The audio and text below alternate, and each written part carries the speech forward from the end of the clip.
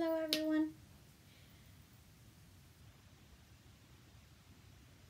Today I'm going to be painting some cow print. Wanted to give you guys a little tutorial on how I paint some cow print. There's different ways to paint cow print, but this is one of my favorite ways because it looks like there's fur.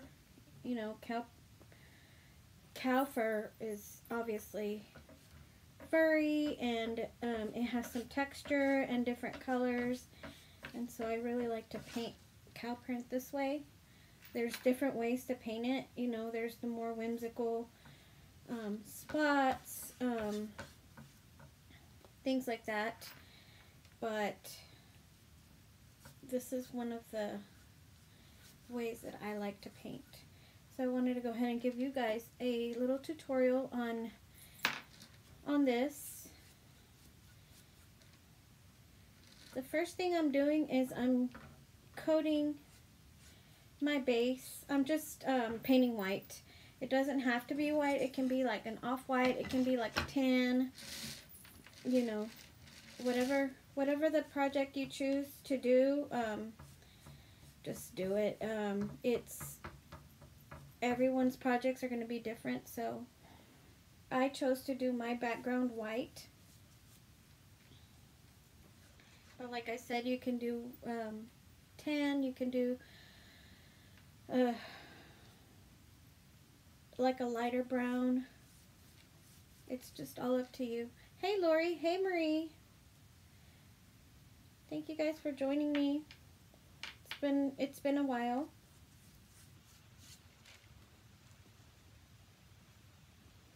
I'm using this little scrap piece of board. I always, when I have leftover wood, I always like to keep these boards, these pieces, so that I can do like tutorials on and things.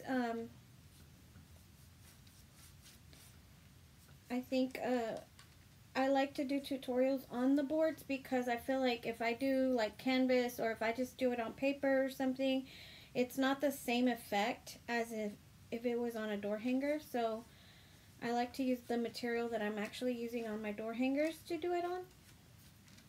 It just makes it easier for me. Hi Becca!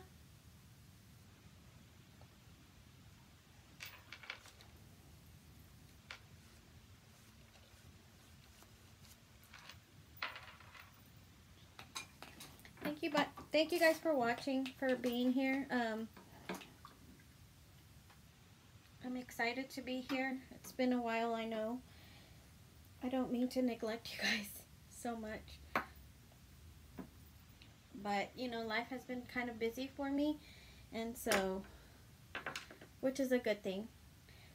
Let me dry this real quick.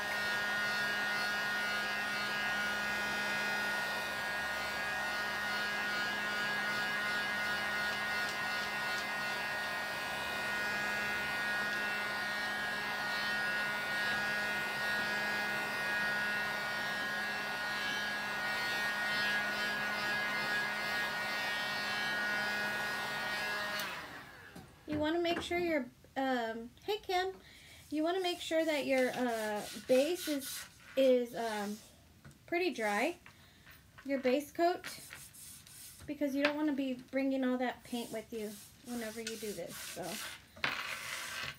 I've given this 2 coats of white because my first coat wasn't covered all the way, which it's really not a bad thing if it's not covered all the way. You know, sometimes whites vary depending on what brand you're using. This one is the Deco Art white, but sometimes I use the Apple Barrel white, and the Apple Barrel white is a lot thicker, so probably 1 coat would have been sufficient. And I don't care if it covers up exactly everything. You know, it still has a little bit of texture showing through of the wood. But it's okay because, like I said, this is kind of a this is kind of like a rustic sign, and it's going to have a lot of different variations of colors and things, so it's gonna cover it up pretty well, so you don't have to do a whole bunch of coats or anything. But anyway, let's see. Kim, I've been great. I've been doing good. I've just been, like I said, busy. I've had a lot of things going on in life. I've had a lot of things, it's just been busy. And then, also, you know, I've had a lot of sales this year, which is a great thing. And just extra things, I feel like, that's been going on in my life. So, but yeah. Kim, hey lady. Oh, you had a life sale yesterday, Kim? That's awesome. I hope it went good. Worked on your taxes yesterday, Marie? That's what I did yesterday too. Yeah, not fun. So anyway, let's go on to our tutorial. And what I'm going to be using, I know this is kind of different probably. You know, you can use a chip brush, but I used a filbert brush, and I feel like it gave it the texture that I wanted, just perfect. You can use different little brushes, whatever you have there, just play with it.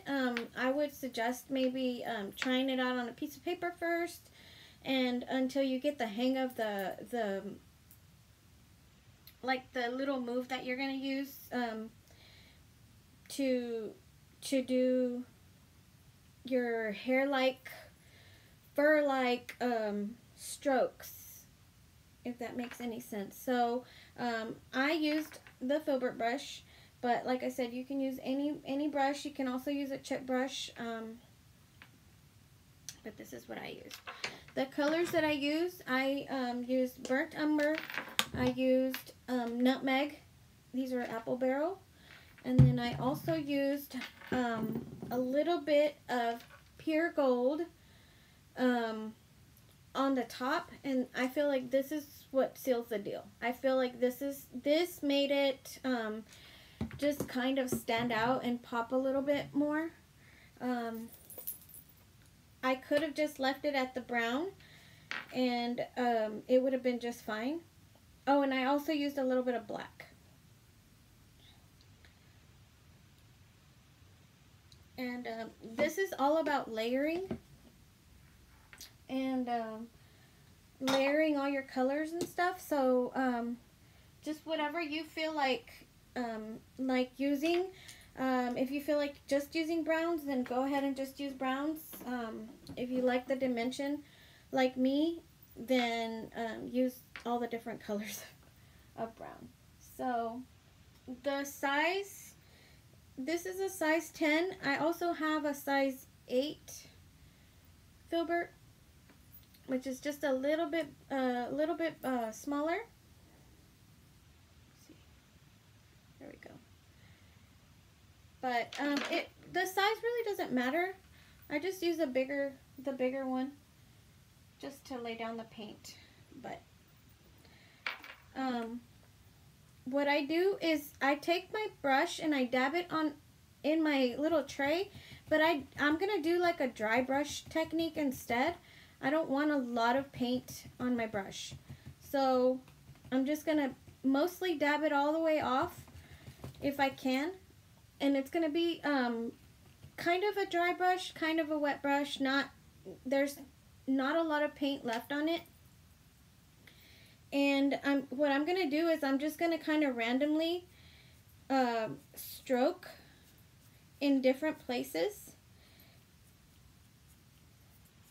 And I try to go one direction with it. So, like for example here,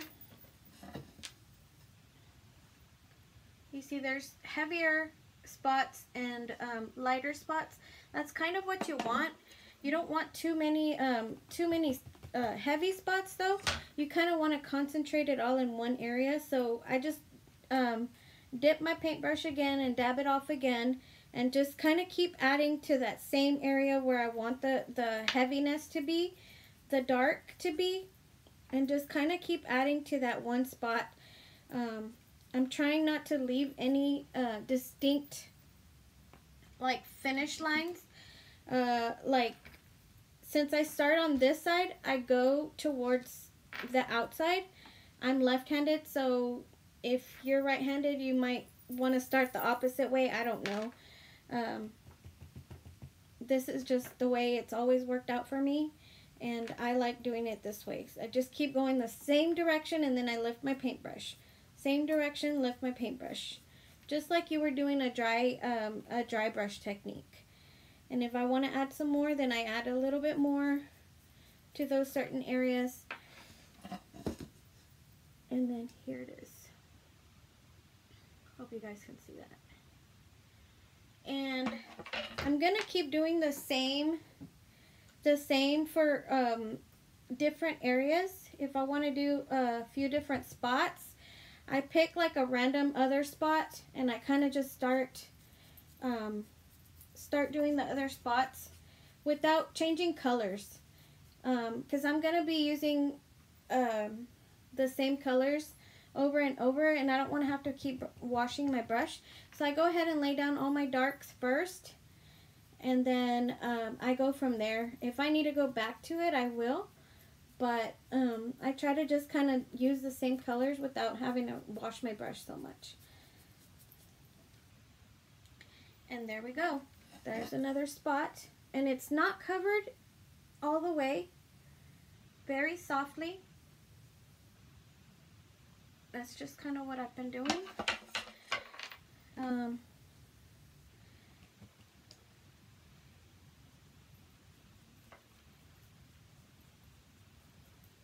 The cow print spots are never perfect. They're never perfect. So you don't want them to be round little spots. You kind of want them to be different shapes. Different shapes.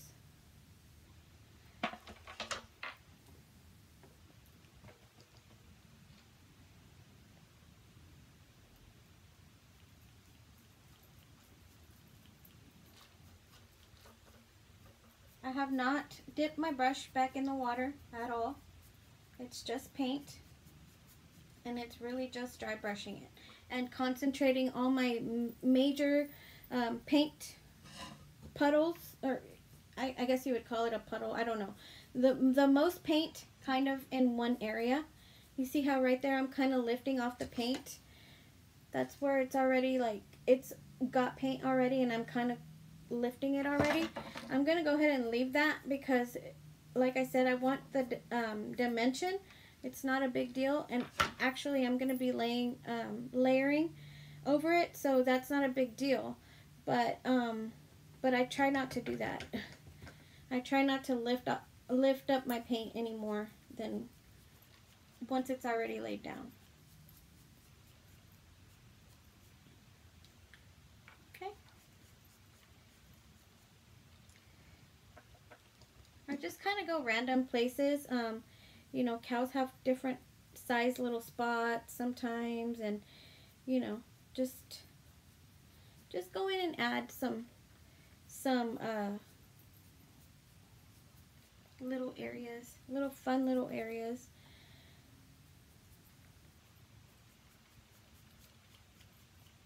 Trying not to leave the print of the brush. Hey, Laura. Sometimes, you know, the filberts are rounded, so I don't want it to leave the little print of the round brush on there, so I'm kind of trying to just brush all the paint in one direction. See that? There we go. There's one color. One color. Now, I'm going to go ahead and rinse my brush. You don't have to rinse your brush, by all means. You can leave it it's not going to make a big deal because, like I said, I'm going to be dipping from color to color, but, and I'm going to be using the same variation of brown, so you don't necessarily have to rinse your brush. I'm going to go ahead and do it for you guys, but This is the nutmeg brown. This is a little bit of a lighter brush, color, lighter brown. And I'm gonna do exactly the same thing as I did with the burnt umber. Go ahead and dry your brush as much as, or dab your brush as much as possible. Let's see. And then, now what I'm going to do is I'm going to go ahead and use these same spots that I've already laid down on my area. I'm going to go ahead and go over those areas a little bit. But I don't want to cover my brown, my dark brown. This is just going to be sort of like a little highlight to some of those areas. I don't want to cover up any of that darker brown. I just want to highlight some of those areas. You can also use like a, I don't know, like a khaki color or a tan color, something a little bit more, a lighter color for this. I just like to use different browns. I don't know if you guys can see the different colors. I didn't cover any of the burnt umber. I just went over it a little bit and kind of highlighted on some of those areas. Let me know if you guys have questions or anything so far.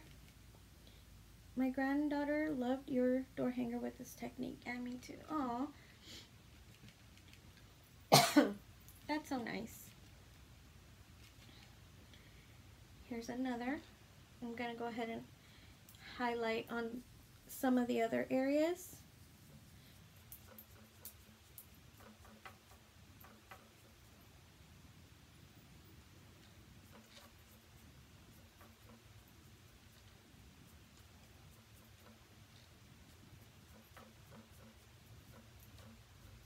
I just want a little bit of this nutmeg color, which is a little bit more orange in some of these spots, just so that there's a different shade of color in that little piece of cow print.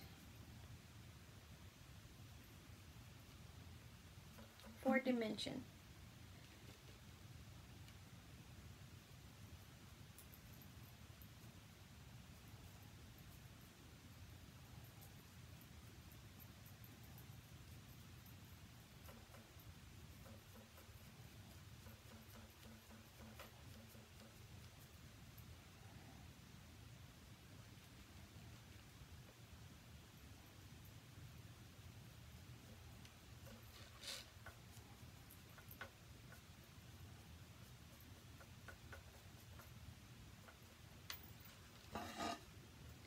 See that?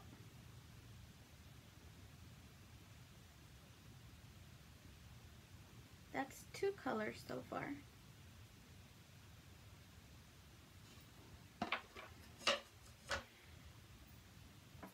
I'm going to rinse my brush.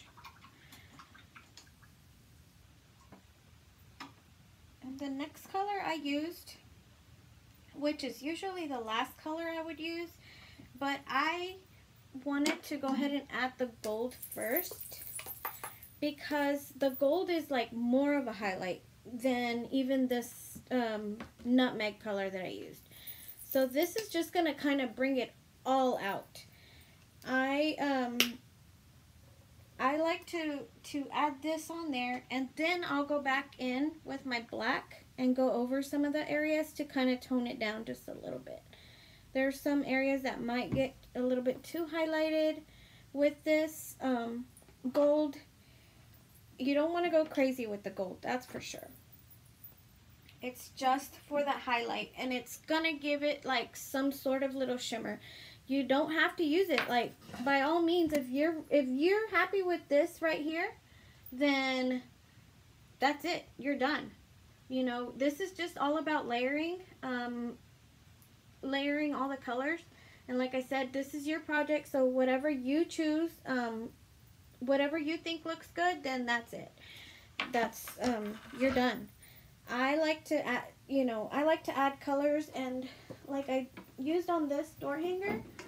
Let's see. This door hanger right here, you see all the different colors? I did use the gold, and it just shimmers so pretty, I feel like.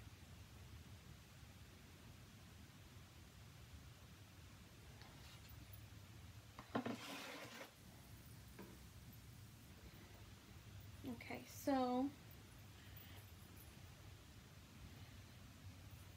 here is the gold, and this one I want it to be super, super, super dry. So I'm really dabbing my paint brush. Okay, and this one, like I said, I just go over it, and just on some areas, like I just barely highlight on some areas. You know if you need to add more. This is just kind of a little bit of a highlight, a little bit of shimmer. This gold is really pretty, this folk art gold.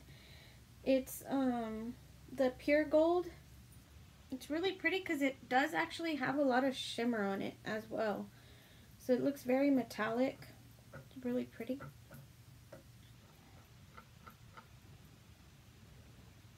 And you just kind of very lightly add the highlights to where you want them to be.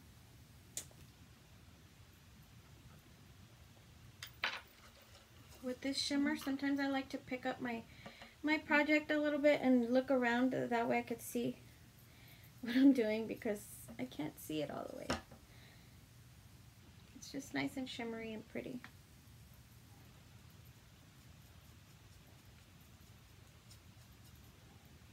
Just all one direction. Very lightly highlighting those spots.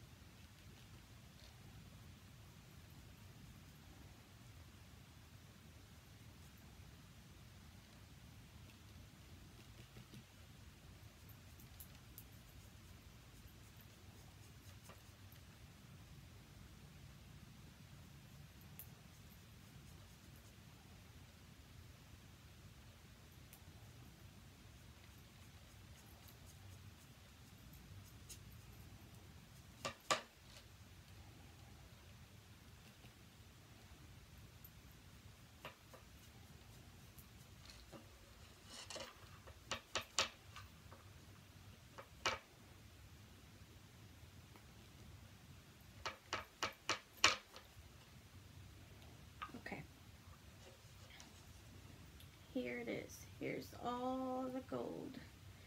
It shimmers really nicely. You can actually put less gold on it if you want to. Now, I feel like sometimes I go a little bit overboard on the gold, which is why I go back in with the black and tone it all down. But it's really, really, really pretty.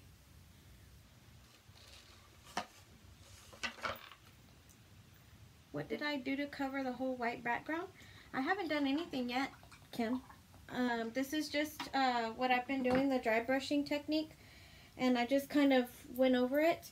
At the end, I go back in if it's super white still. I don't want it to be super white, so I go back in and do a few of the strokes with very, very light pressure, and with the brown, and just kind of dirty it up a little bit.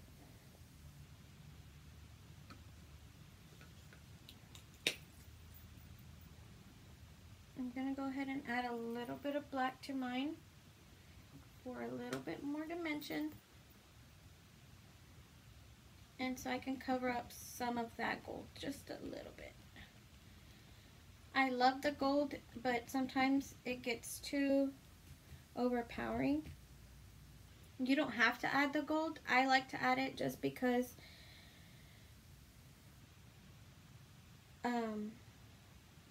I feel like it just adds something to it.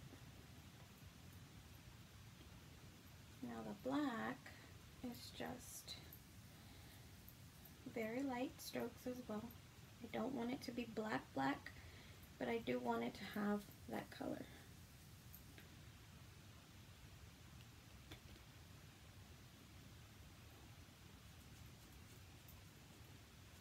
In some spots.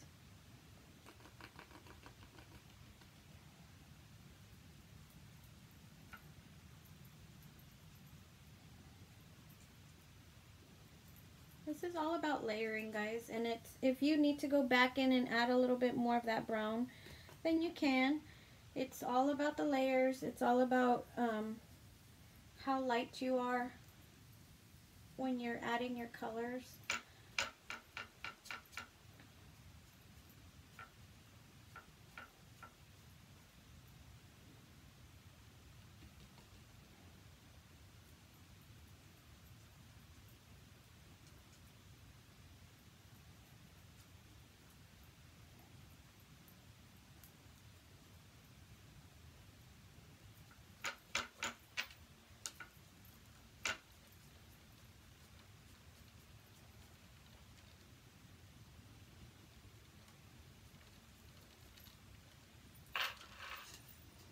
That's what the black on there looks like.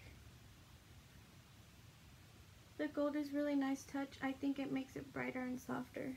Yep, it does. And it also, since it's a door hanger, I like to have that kind of shimmer effect. Or just something to stand out a little bit more. So I always like to add some kind of gold or some kind of something to it. Let's see, on the door hanger where the white's covered because they're closer together. Yeah, the door hanger's kind of small, so I kind of got them all closer together. This is exactly what I did to the door hanger, and but like I said, I went over it at the end. Well, it's just all about the way you're feathering it out, but if, like I said, if you need to go back into your brown, then you can. What I did was at the very end, I just took my brush and very, very lightly went on the same direction as the rest of it and just kind of feathered it all in and covered the white.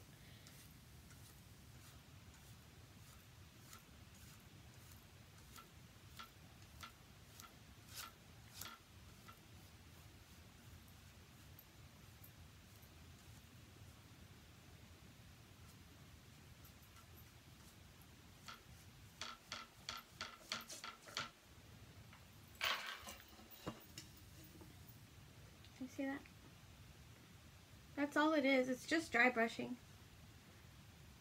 And I took some of that bright white.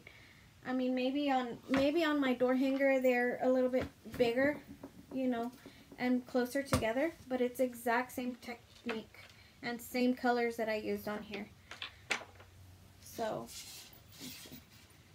same exact technique. It's just they're a little bit closer together. Can y'all see that? But it's all feathered in the same exact way.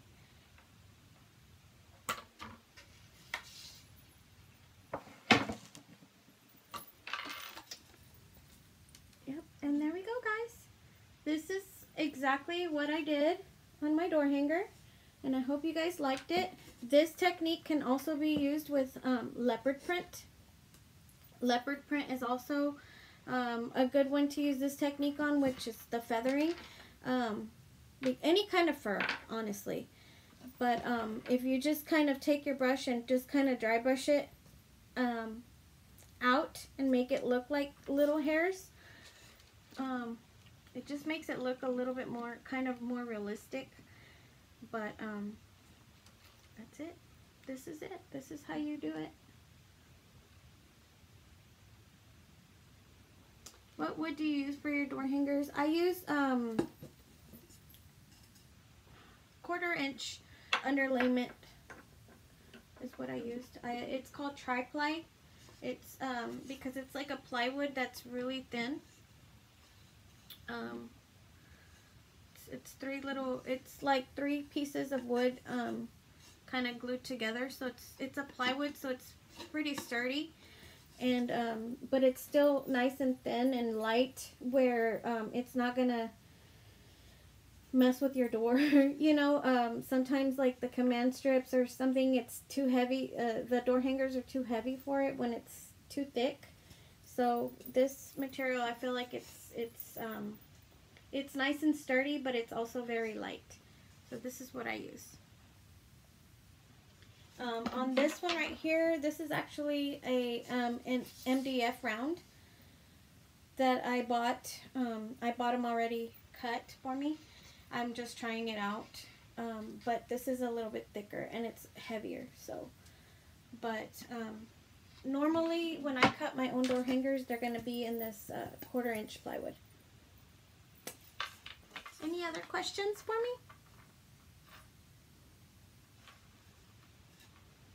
I hope you guys like this technique, and I hope you guys use it. If you do use it, tag me on it, because I want to see your projects and your pictures of everything you guys do. But if not, if nobody has any more questions, well, this is it for the tutorial today of the cow print, and I hope you guys liked it and enjoyed it. Thank you, Denora.